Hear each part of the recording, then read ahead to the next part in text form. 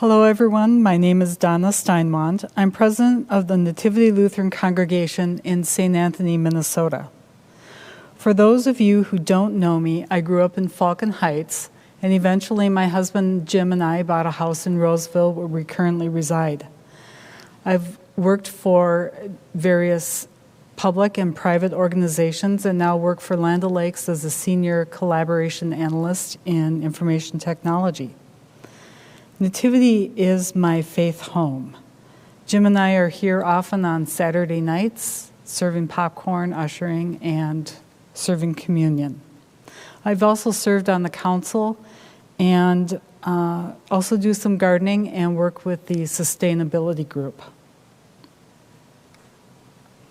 As president of the congregation, I oversee and chair the Nativity Council, working closely with the pastors in setting the Nativity Council agenda.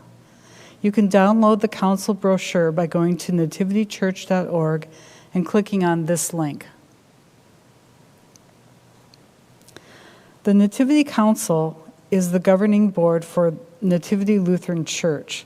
The council is made up of the officers of the congregation, the president, the vice president, the secretary, the treasurer, the pastors, and then 4 to 6 members of Nativity identified as members at large. Terms of service are 2-year terms, with council members serving up to 3 terms, which would be 6 years.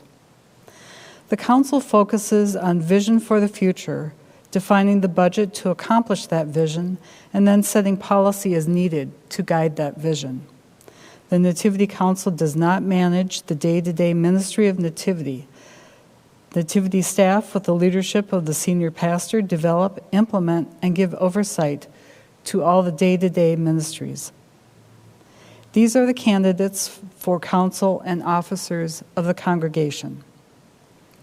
Donna Steinwand, president, nominated for a 1-year term. Keith Kendall, vice president, nominated for a 1-year term. Jody DeFader, nominated for secretary of the congregation, a 2-year term. Eric Haig, nominated for treasurer of the congregation, a 2-year term. Dan Tite, member at large, nominated for a second 2-year term. Grant Weifels, member at large, nominated for a second 2-year term. Emily Sowie, member at large, nominated for a 2-year term. Karen Volker, member at large, serving the second year of a 2-year term. Leaving the council this year with our gratitude for their service is Lisa Blanksma, serving 2 years, April Campbell, having served 2 years, James Smith, having served 6 years as treasurer of the congregation. At this time, I invite James Smith, our treasurer of the congregation, to speak. Hello, everyone. My name is James Smith.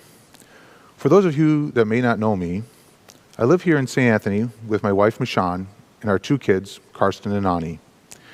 We've been members of Nativity since 2013, and I've worked as an accountant at Thrivent Financial for over 25 years, and as Donna had just mentioned, I've been on council for the last 6 years. As treasurer of the congregation, I'm involved with overseeing Nativity's finances, working closely with Beth Schumann, Nativity's business administrator. I want to begin by saying thank you for your generosity. I'm sure that many of you are wondering how we finished the year financially.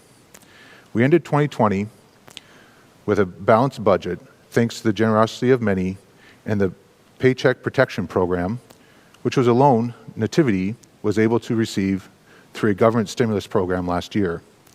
You can download this year's budget summary by going to nativitychurch.org and clicking on this link.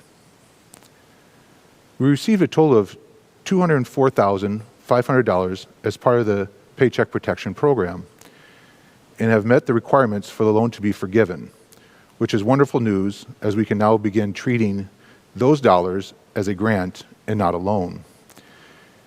We will use approximately $89,000 for 2020 expenses while reserving the remainder of the balance for 2021 expenses. I now invite Pastor Glenn to give us an overview of what your giving accomplished in 2020.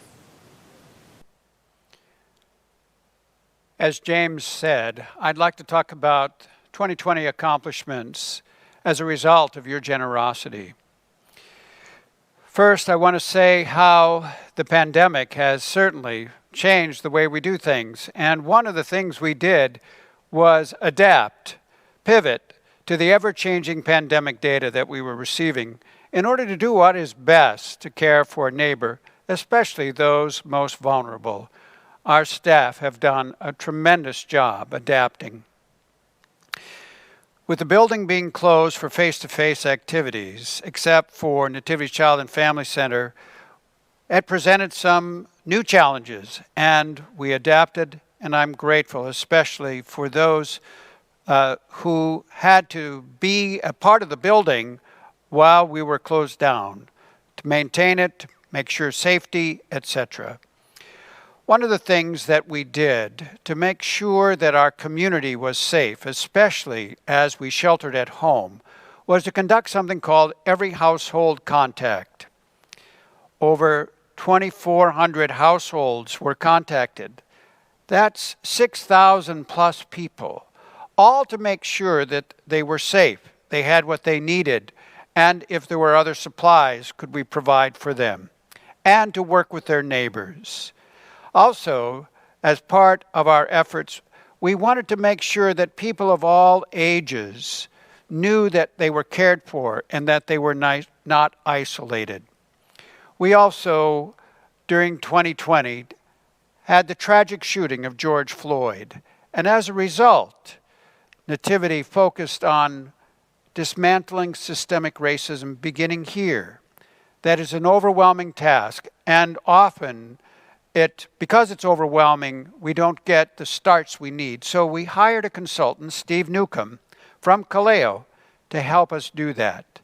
With Steve's help, a leadership team was formed, and we conducted a SWOT analysis, and are now in the process of beginning to set goals. More information about that will be coming to the congregation. One of the things we did do was to invite a person of color, a person of a very diverse background, very different from most of ours, to speak to us as part of our preaching, a monthly speaker of color. Also, as part of social ministry and justice, one of our outreach teams, Racial Equity and Justice Ministry team, really stepped up its leadership in the community, and we'll be learning more from them in the next year. One of the things I'm very proud of is that our staff, primarily Kelly Sherman Conroy and Kyle Soderberg, along with Heather Anderson, have worked hard on something called Family Advocacy Weeks. Weeks where we focused on homelessness, the LGBTQIA plus community, racial justice, mental health, and global ministry as we work with developing countries. Also part of our social ministry and justice, small group book studies. Over 50 people picked up the very challenging book written by Pastor Lenny Duncan, a person of color, called Dear Church.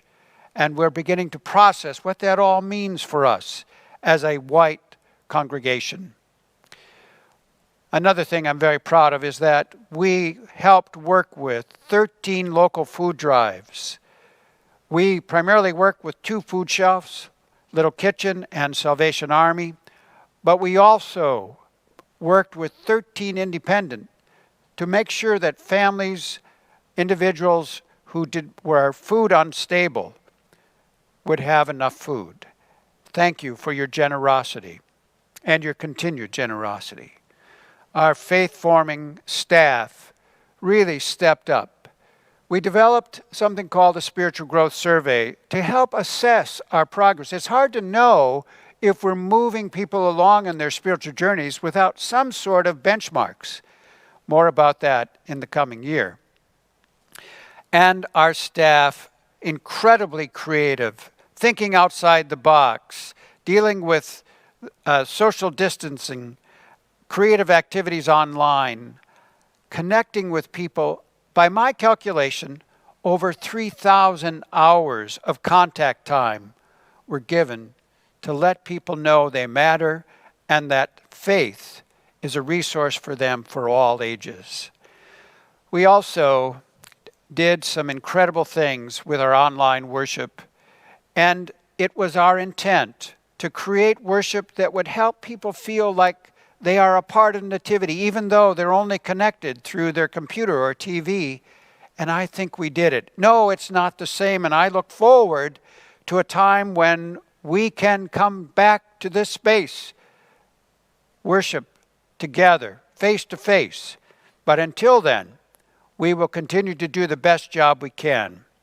This last year, over 47 worship videos were produced.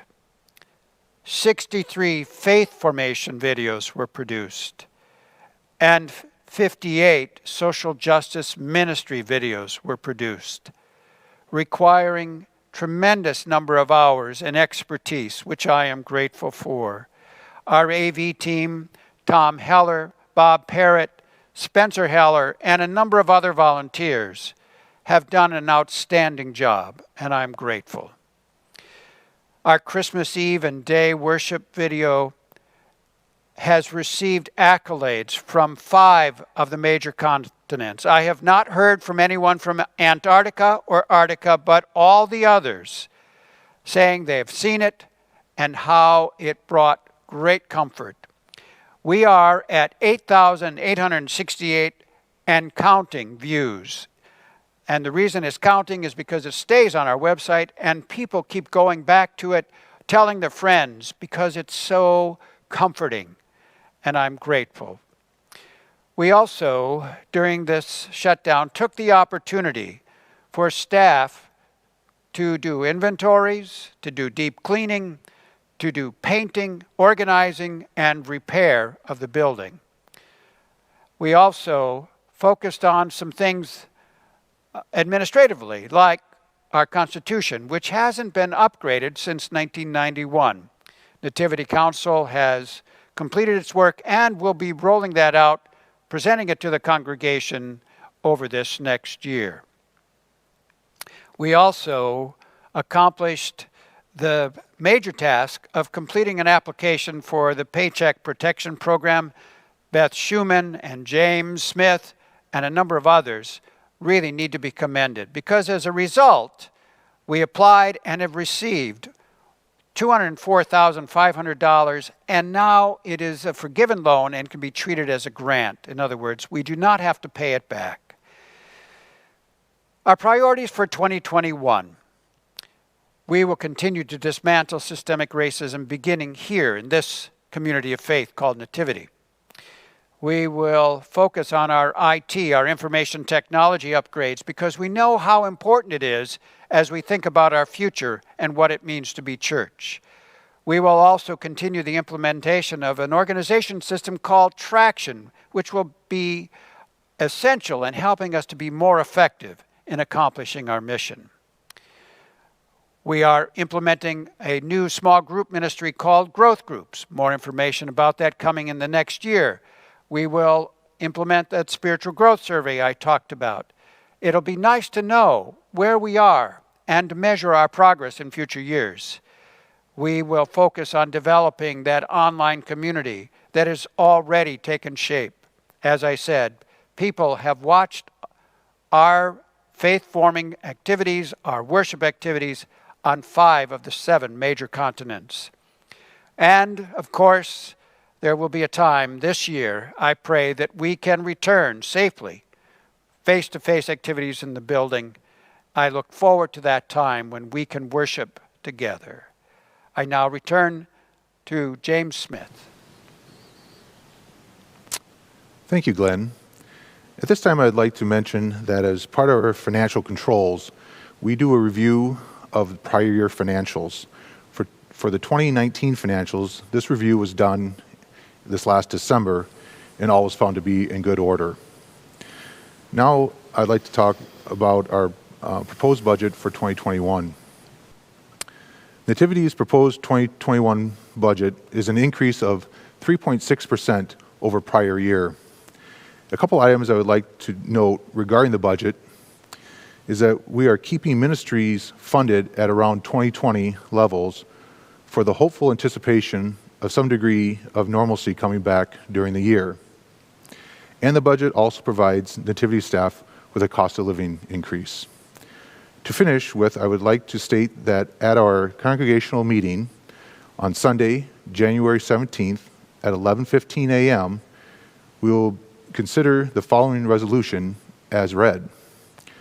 Whereas Nativity staff and treasurer have prepared a 2021 budget based on anticipated income, and whereas Nativity Council at its November 2020 meeting reviewed anticipated income and proposed budget for 2021 and approved for recommendation to the congregation. Be it therefore resolved that Nativity adopt a spending plan of $1,477,280. Thank you.